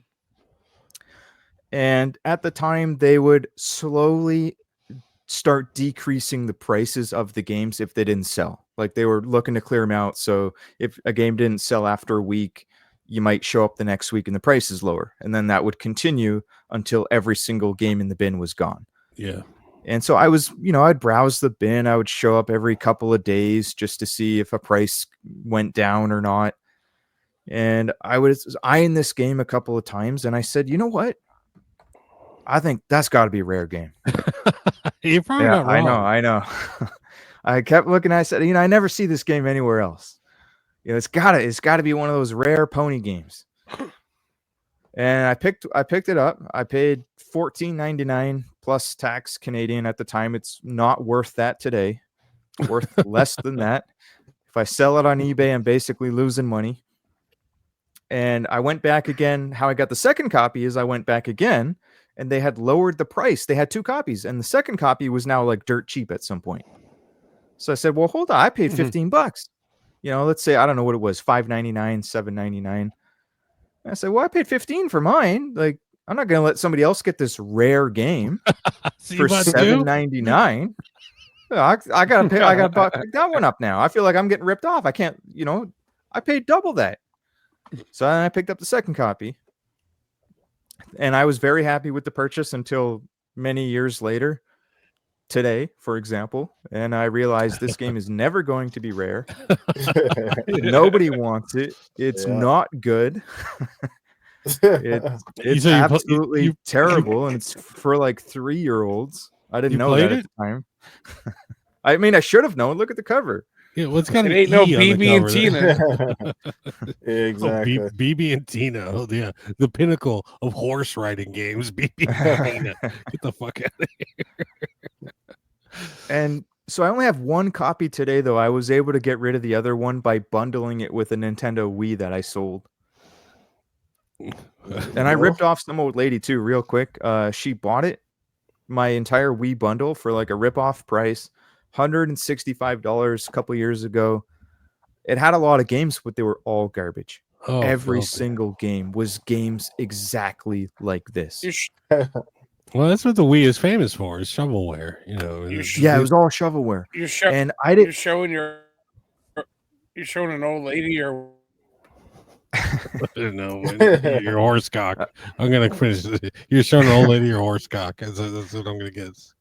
Well, I thought that she knew that they were shovelware, like kids games, shovelware games. I thought she knew when she was buying it, and I was so happy that she was buying. I'm like, oh great, it's going to like a kid, like a 5-year-old, right? Like it's going to a good home, so then I don't feel so bad for ripping her off on the price. She's so when filthy. when she came to pick it up, she told me, because prior to that she told me it was for a birthday. So I'm thinking, oh, right away, it's a 5-year-old, right? A birthday. It's going to a birthday for a birthday present. But when she actually showed up at my door to buy the package, I had it all in a box. And that's when she gave me more background info. She said it's for her friend's birthday. This is like a 60-year-old woman here that I'm talking to. So her friend is like, I mean, maybe she wasn't that old. Maybe she was like, I don't know. She was at least 50 plus. I don't know. I mean, she might have been 60 plus, actually. She might have been. And she looked like she was 60 plus. And that's when I realized, oh, like this is going to an adult male gamer. Like, he's going to be very disappointed in. And I felt so bad. I forgot to give her 2 games in the bundle, and I texted her later. And one of them was a Corvette driving game, shovelware, and the other one was Call of Duty. Like the only 2 games that he would even remotely be interested in. Cars and games. At first I was going to offer her money back, and then I said, no, I'll just come and get, because I didn't want to give her the money because they're garbage games. And I went and got the games, and I drove them to her. Oh, that was nice of you. Yeah. So. Oh man, yeah. Somebody was. You ruined somebody's birthday. Congratulations. Yeah. Exactly. All right, I'm up to the bomb on deck. My regret purchase. I regret buying this hat for my daughter, but no, I'm kidding. My regret purchase is what's up. Yeah, this hat. I got to back up because this is a big boy. This is Speedlunker HD. What does that say? Deluxe. Speedlunker HD Deluxe. This fucking shoebox of a fucking game I bought because Reggie suggested it. Yeah, and never again. Yeah, and this may have spawned Will buy it because fuck you, dude. Fuck you. I hate this thing. It's big. It's cumbersome. It used to sit on my shelf, displayed up front, but now I put it on the back of the top shelf, and I laid a giant picture book in front of it. So it's just to bring the picture book off the wall and display it better. And I looked at the gameplay on this shit. This shit is the epitome of too retro. TOO retro. It is too retro to be enjoyed. I'm gonna tomorrow. I'm taking this thing to my local shop tomorrow, and I'm trading it in. Now I got it on eBay, $30. Fucking steal the deal. That was another reason I bought it, because it's fucking cheap as fucking chips. But I get it here. It shows up, and I realize I hate this thing. I hate it. I've watched the gameplay. It doesn't look cool. I don't like the box. It's just too big. It just takes up too much real estate. And not to mention, it's a fucking Peggy game, and it's got a USK symbol on there. Now I can peel the stickers off. Yeah, they're on the plastic, but I'm not going to bother. I'm just going to take it. I'm taking this to what the hell's the name of that? Fallout Games. This is coming your way tomorrow. And might take the stickers off of them before they might actually buy it. You take the stickers off. Yeah, they're gonna buy it because there's no USK sticker on it, no Peggy sticker. No, but this is a what is it? Yeah, strictly limited. Yeah. Fucking, What comes in there? Isn't that like a fire extinguisher or something like that? fucking, I don't know what's in here. It's a fucking, for all I know, it's a fucking giant double-headed dildo and shit. I don't fucking know.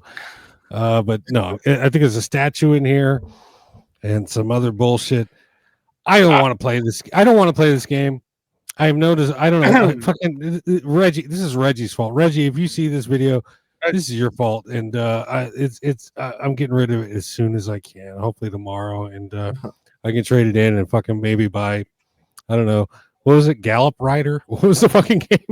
I'd Gallop buy it and for me, Ride. but, the shipping was Gallop around and the Ride, dude. $30. I will trade. I would trade this for. I would trade you straight across the board for this shit. Right now. You know what the sad part is? This probably has more rare game potential than that game right there. But no, Strictly Limited. They do have a.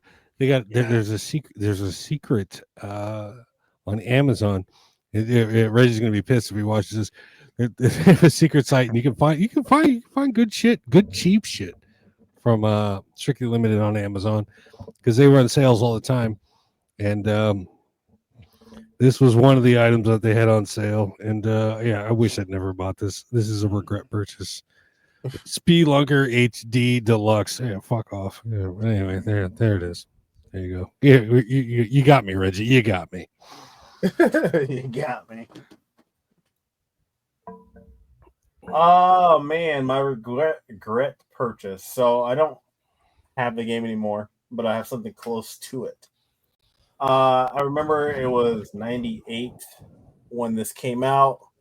Me being a 12-year-old horny boy, I can remember as vivid as day. I was at Kmart, and it was between this game and WWF Warzone.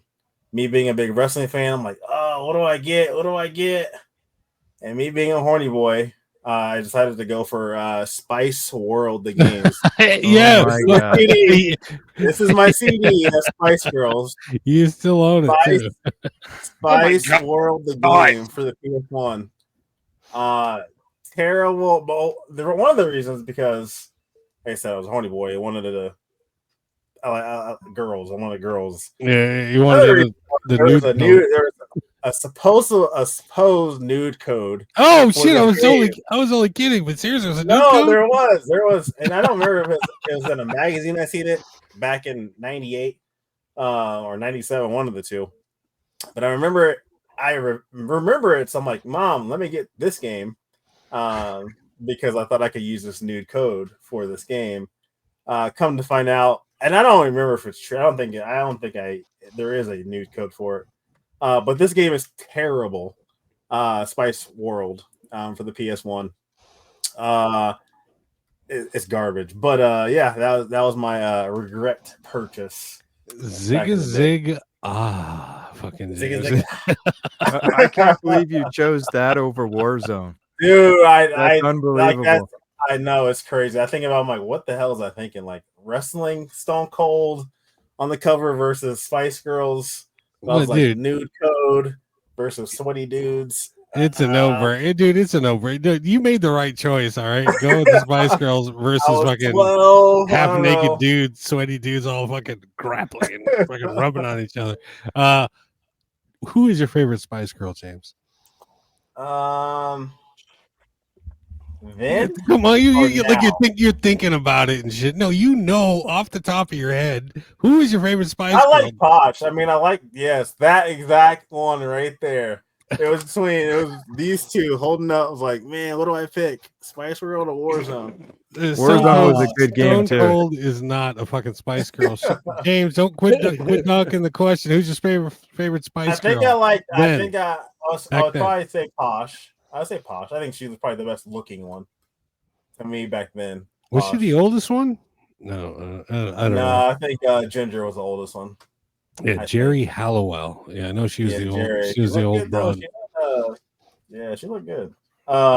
Yeah, Sporty. I didn't really care for Sporty. Scary. I liked Scary a little bit. Baby Spice was just okay. I think it was Posh. Yeah, it was Posh. Wow. Dude, I had posters in my room. Who was the redhead My mom one? thought- I like.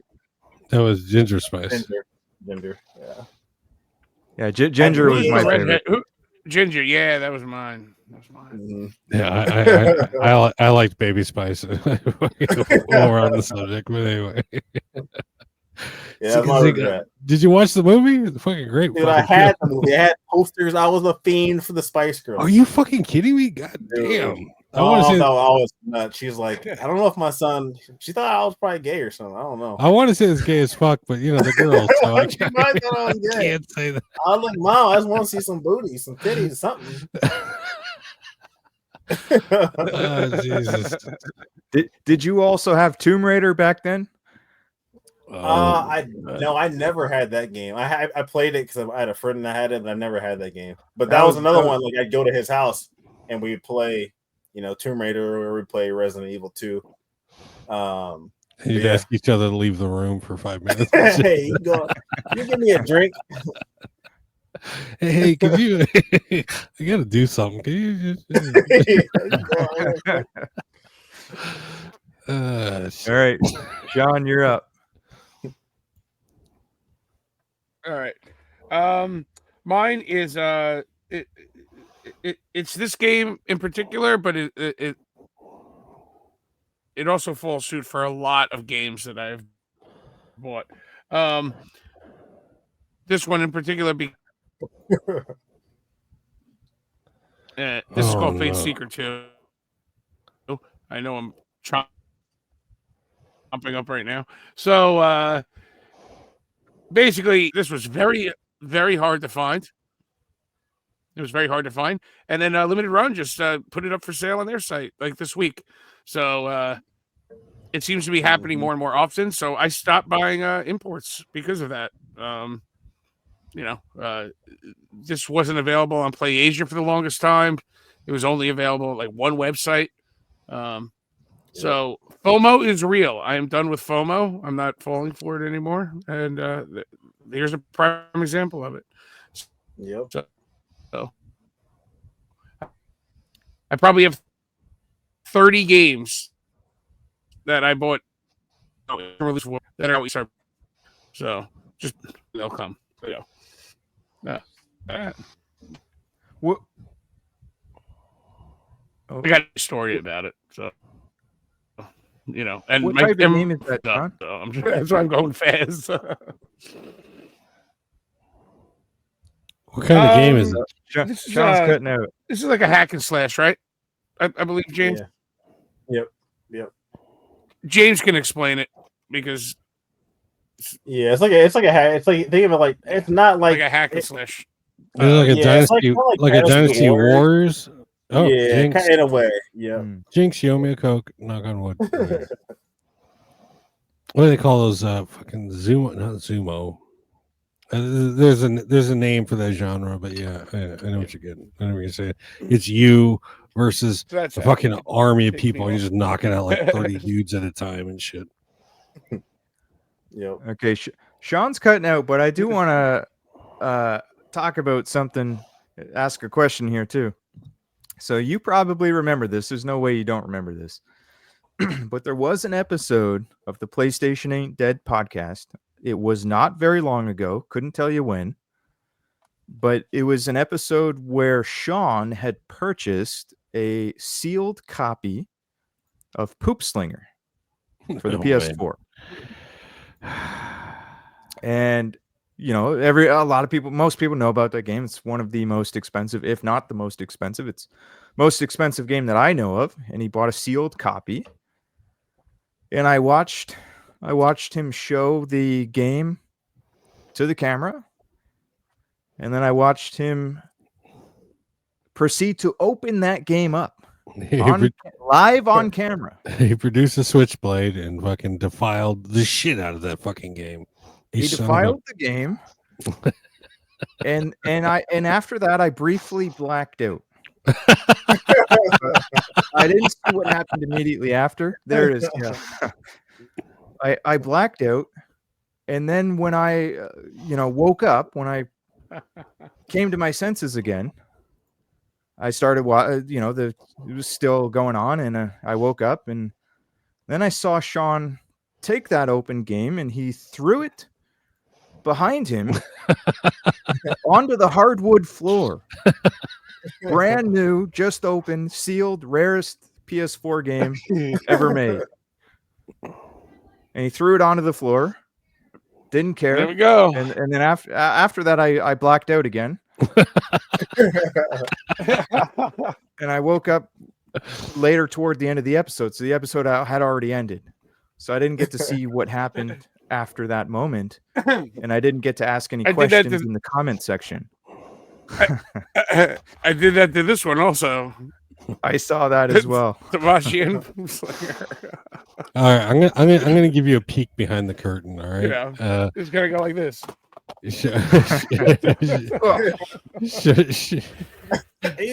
Sean keeps a pile of crap games on his desk, so he can just throw them over his shoulder, and the good shit's just sitting right there next to him.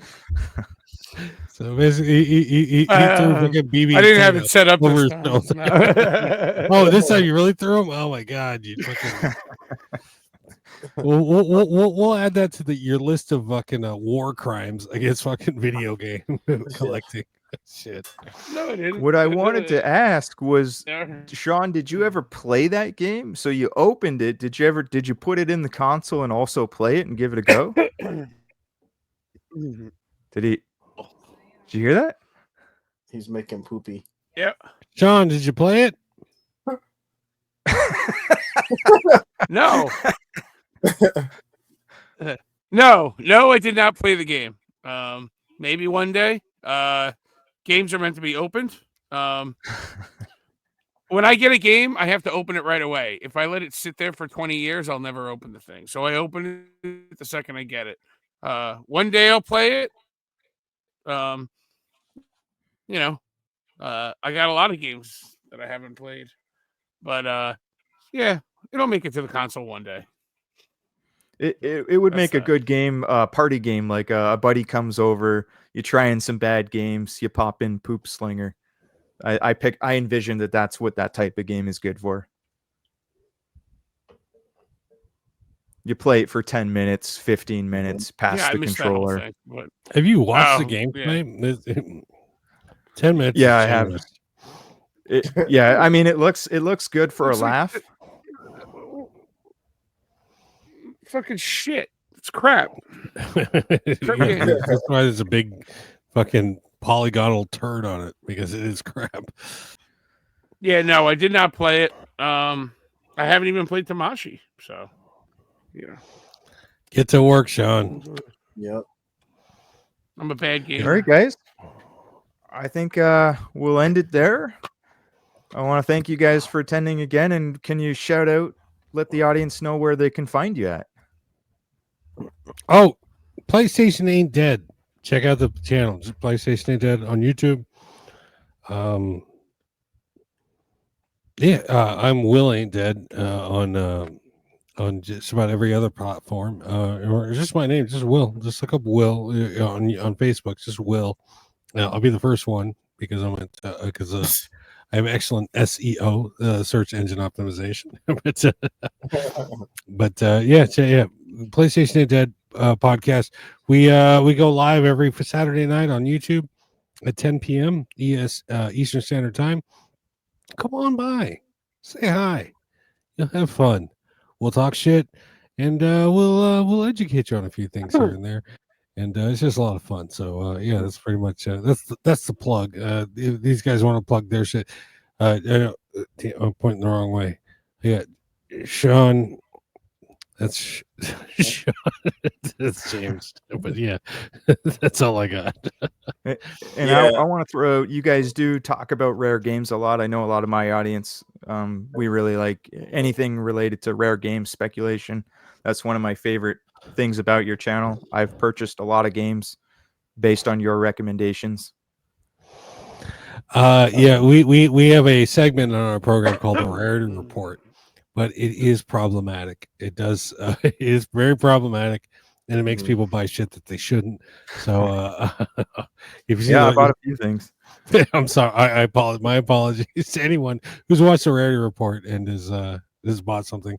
But, you'll have other Canadian companies see the rarity report and then reprint the games. Mr. Insane, Canada is a problem. There's a problem, and it comes from north. And I agree. It's a big problem, actually. They've caused me a lot of trouble, a lot of sleepless nights. Yeah. Yeah, man. They've devalued a lot of my games, the games on my shelf, and I don't buy Koei Tecmo games thanks to them anymore. So, but and I'm going to be on your podcast next week, I believe. Yes, you are. Tomorrow night we got DG coming on. And yes, yes, you then will. The week after that, you will be our guest. And I have a very special game I'm going to show you guys that you're going to be very happy to DG, see. and next week is. So is it coming on? Is it coming on during the rarity report, or are you going to come on? Or are we going to do it during the just pickups? You know what? It might do better as a pickup. Right, yeah, it'll do better as a pickup. I'll tell you why when we get there. You're going to be excited to see it because you are going to benefit from what I have done. God damn it! Tell me. Yeah, it's a big one. No, don't say anything. Message me now so I can buy it tonight, and then look what I got. I've been I purposely have not showed it on my channel. I've been saving it for your podcast. As a gift to you. I love a gift. Shit, it's good news for you and it's bad news for me. That's the only clue I can give you. Damn it! What the hell is this? Is it a PlayStation game? No, tell me. Is it? I can't tell you. Yeah, don't tell us. I want to see it in real time. Is it? Give me a hint. Is it a PlayStation game? I can't give you a hint. I can't. Oh my god! I gotta leave you in suspense. Oh man! All right. Well, So, I guess so everyone watching, check out PlayStation Ain't Dead podcast. I'll put a link to their channel in the description, and hopefully you guys can come on the show again because this, maybe I do an episode 2, 3, 4, 69. You can be a guest on episode 69 if you want. I'll reserve that for you. keep it going. Keep it going. Do you have anyone planned? Anyone planned for the next show? I haven't planned that far ahead yet, but if you know anyone that wants to come on the show, send them my way. If hopefully you know by any then guests I have that better want. internet. Sean's still on AOL dial-up. Oh my! He's got 56K modem. It's cool. It's fucking a bird landed on the water. Oh my Give him god! a minute. It'll fly away. Change It'll your be shit fine. tomorrow. Oh my gosh, that's brutal. All right, guys. I'll see you in 2 weeks. Thanks. Thanks for coming on. We'll see you guys.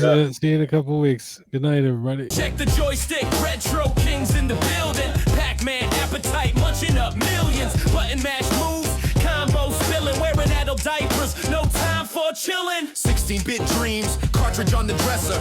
Pulling all-nighters, I'm a high score professor. Velcro sneakers, still a trendsetter. Got the game on lock, but my bladder says never. Legally insane, controllers in hand. Retro vibes, diapers keeping us standing. No bathroom breaks, we'll game through the pain. Legally insane, we're running the campaign.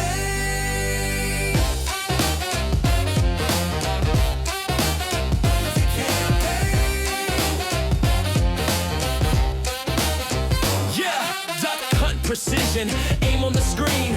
Diaper so fresh, it's my gaming routine. 8-bit symphony, living the dream. Mortal